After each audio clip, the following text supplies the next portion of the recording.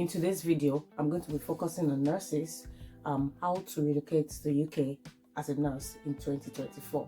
In other upcoming videos, I'm going to be talking about how to relocate to Canada, whether as a nurse, as a doctor, or other, popular professions. Have you subscribed to my channel yet?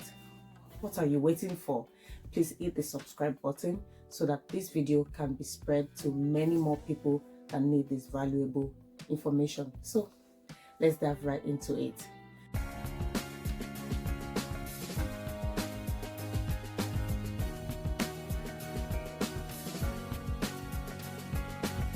So I like to break it down into 3 simple phases. So in the first phase, we're going to check your eligibility to be able to relocate to the UK as a nurse in 2024.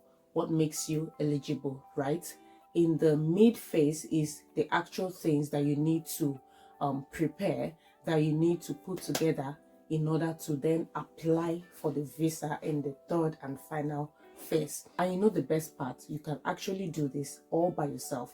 You don't need to pay any agent. You don't need to have huge sum of money to pay someone to help you do this.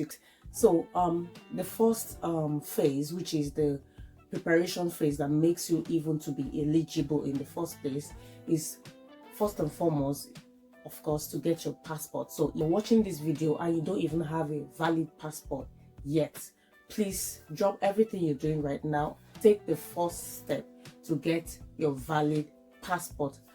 Because you're a nurse, and that's why I'm focusing on nurses alone in this video, you will need to open a page, an online portal with the NMC. So that is the Nursing and Midwifery Council here in the UK. So it's NMC. So you're going to create a portal with them and it's a step-by-step verification process. So once you're on that page, it's really user-friendly. They're going to take you through everything you need to do step by step. So the last time I checked, it was £140, I believe, to register on the NMC portal and to get your verification going. So once your NMC verification is in place, you're then going to be able to go in to write your CBT. So it's the computer-based test. Obviously, when you're doing the registration on the NMC, you're going to know what centers that is closest to you that you can get your CBT test done. It's MCQ questions basically, and it's going to ask you 4 categories, I believe. If you're an adult nurse, if you're a children nurse, if you're this special learning disability nurse, and another 4th one. So most people are general nurses anyway, so you're going to choose the category that you fall under. So to recap, first thing you need to do is to get your valid passport. Second thing is to go on the NMC portal to register yourself and get your NMC verification done. And third thing is to get your CBT done as well. Then once you have your CBT, the next thing that you need to become eligible also is to test your knowledge of English. So there are 2 ways you can do this. You can either sit for the IELTS exam, that's IELTS, or you can take the OET exam. For this IELTS, you need to score 7 in each of the modules, and you're allowed to score 6.5 for your writing. These are the main things that employers in the UK are going to be looking for when you put the application through. You will then need to go on to Track Jobs, create an account on there to start searching for jobs or NHS jobs. You can use these 2 major sites to search for jobs in the UK. So on Track Jobs, you have a list of jobs. You'll see the topic there for registered nurses in different specialties, in different ward areas and different hospitals. And also on NHS jobs, you get a list of jobs and you start applying for jobs. So some of the jobs may require you to upload your CV. All you need on there at the top bit is your full name, your email address, your contact details, what you're good at. You really need to sell yourself from the top first page of your CV. A quick bonus to really help you to structure your CV in such a way that will catch attention of whoever is looking through is to look at the down bit of the job requirement. So when you're applying for each job, they have a requirement at the bottom page where they say what skills, what they require for the job. If you have those skills that are required, that are mentioned on there, make sure that those skills are the ones that you write at the top of your CV. I would advise at this point that you apply to as many hospitals as possible, because you never can tell who is going to call you, and some may call you, many will not call you. So I would strongly advise that you apply to as many. This will increase your chances of getting called, of getting an offer for interview. You need to prepare for this interview. And of course, like I said earlier, it is not something difficult. These are ordinary, everyday people, everyday nurses.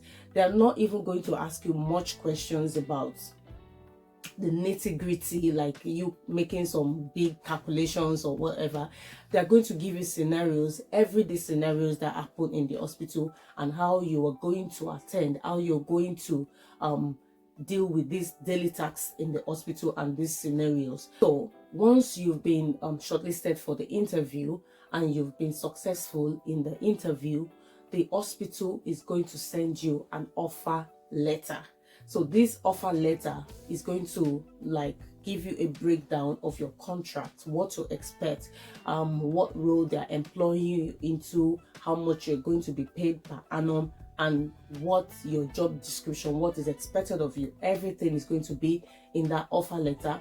Also, on this offer letter, they're going to request for additional supporting documents. So please take your time to look through every document that they are requesting for. These are documents you should already have, and if you don't, you would also have time to get them. For example, like your police report, your medical checkup for your TB test, and some other tests that they may require, your history of vaccination. And once you're able to get all your documents ready and upload it to them, which they're going to provide a link where you're going to be uploading all these documents, you will then get your offer, your COS, that is the certificate of sponsorship. This is a very valid document, and this tells you that you're almost at the end of the process of your relocation process. This certificate of sponsorship is what you need, the main thing you need for your visa application. So please, once you get to this stage, just go and give Thanksgiving. I mean, well, privately though. Don't loud it here until it's finally done, right? One thing I want you to know at this point is that you really need to look through all the letters, all the emails that you're getting from this trust that is about to employ you in the UK. This is because they're going to let you know what they're going to cover in terms of your expenses. And of course, as a nurse or health worker coming into the UK, since after COVID, you are not required to pay for the immigration health surcharge anymore. So that's a plus. So you don't need to worry yourself about that. So most of the trusts are going to cover your visa and your ticket. And after arriving in the UK, they're also going to cover the cost of your OSCE exam, which is the part 2 of that CBT that you wrote while in Nigeria. So CBT is the part 1 of the test. OSCE is the part 2 of the test. So guys, that is basically in a nutshell the things that you need as to relocate as a nurse to the UK. So I'm waiting for your comments, and please don't forget to subscribe to this channel. Share this video to as many people as possible. There are so many people out there that are clueless about the relocation process, and they don't even know how easy and simple it is.